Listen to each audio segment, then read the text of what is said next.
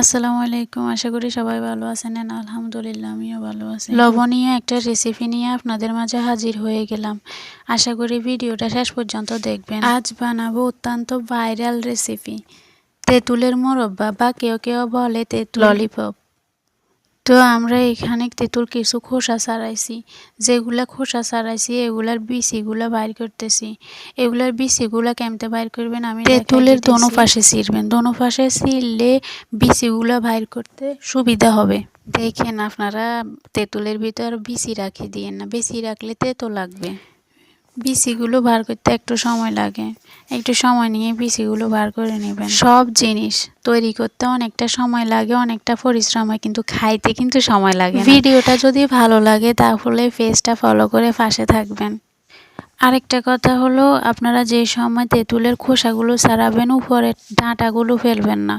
উপরের ডাঁটা তেঁতুলগুলো রান্না করতে গেলে ভেঙে যাবে, যে একটা সুন্দর আছে ওই সৌন্দর্যটা নষ্ট হয়ে যাবে।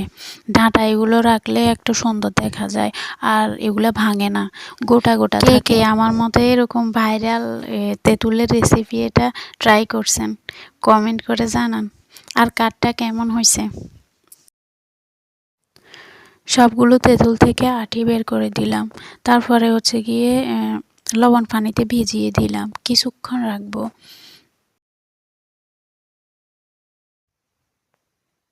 দেখেন কতগুলো বিচি বাইর হয়েছে।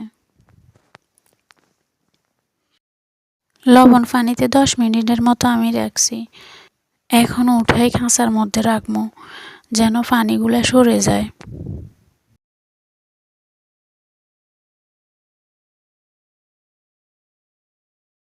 এগুলা আধা ঘন্টার জন্য রোদ্রে দিমো, কারণ পানি কিছু শুকিয়ে নিলে ভালো।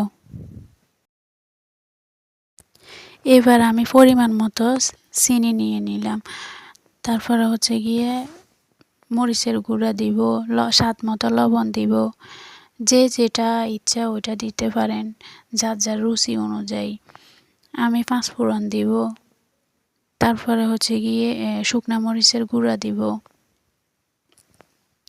এগুলা সবগুলো দিয়ে 2 ঘন্টা রাখবো। 2 ঘন্টা রাখার পরে এরকম চিনির শিরা এগুলা বাইর হয়ে যাবে। আমি এই চিনির শিরা এগুলার মধ্যে রান্না করব।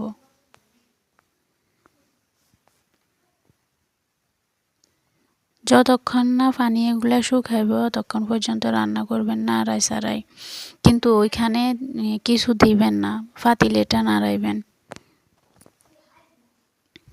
আমার এখানে আচার রান্না শেষ। দেখেন চিনি শিরা এগুলো একবারে শুকাই গেছে। শুকিয়ে গেলে তারপরে এরকম একটা একটা করে মেলে দিবেন।